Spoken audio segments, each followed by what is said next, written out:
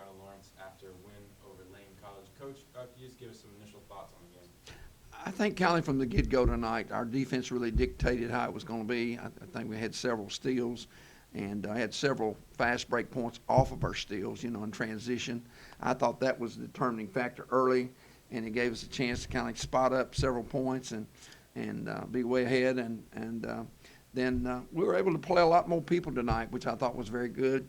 I got a chance to look at some players that I hadn't been able to look at other than in practice. Everybody says, well, practice will be good enough, but it's really not. When you're playing different people, it's a whole different ball game. The great thing is I look here on the sheet is 29%. That's good in any game you play. If you can hold opponents to 29%, you should win. I'd say at least 90% of your games. As I look here, we shot the ball pretty good the first half, 48%. Shot 41, or actually almost 42% for the game, and 40% from three-point line the second half, and 36, almost 37%. Free throws are not quite as well as I would have liked to have been at about 66%. Again, our goal is, is 75%. It's what we're shooting for. Assists, we had 16 assists. We forced 26 turnovers, like we're talking about.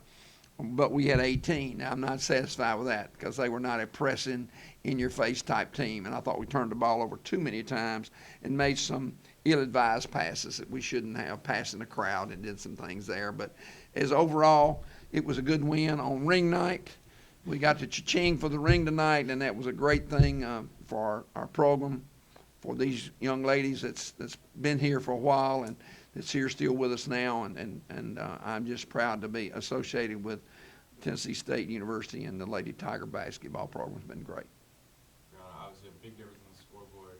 What did you like about how your team played tonight? I like how we executed what we went over in practice. We had trouble with pushing the ball up the court. Today, I felt like we did a better job of pushing the ball, even though we may have done a few more turnovers than we have liked to do. We still gave an effort to push the ball up the court. And our defense and our press, I felt like we executed what we talked about in practice. We're trapping and rotating back over. So we're doing the little things now. It's paying off. And then I guess for both of you, Coach, we'll start with you. Talk about the ring ceremony and just what you touched on a little bit, but just what that means for you guys. Well, I've been very fortunate to have been a part of different ones, but one is not any greater than the other to me. They're all great, if you want to know the truth. And tonight was especially special. We had kids that was there, that was on our championship team. They were all back for the ceremony. And to see those banners come down, I told the kids, I said, man, if you can't get excited playing tonight, you can't get excited. And it was just a joyous occasion. It's a festive occasion.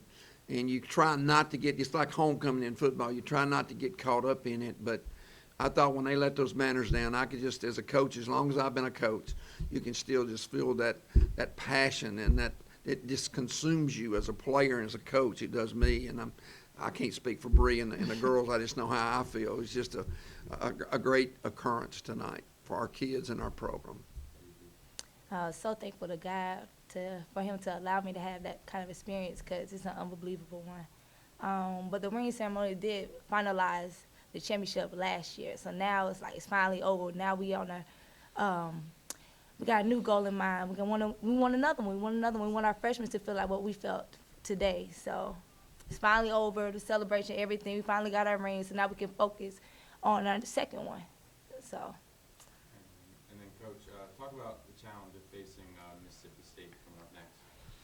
Well, as I sat here talking to you tonight, I feel kind of like Custer did at the Little Bighorn. Mm-hmm. Hey, all the odds are against us. Right. We know that. They're the number 8 team in the country. But you know what? The great thing is to be able to go out there, and one of these days, this young lady's going to tell her children about playing Mississippi State when they were the number 8 team in the country, and a lot of other teams that we played since she's been here. We traditionally play great people. We know that.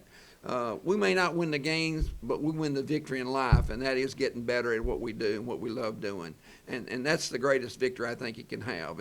It's not always on the scoreboard, but what's here and what God blesses you with, the things you're able to take with you through life.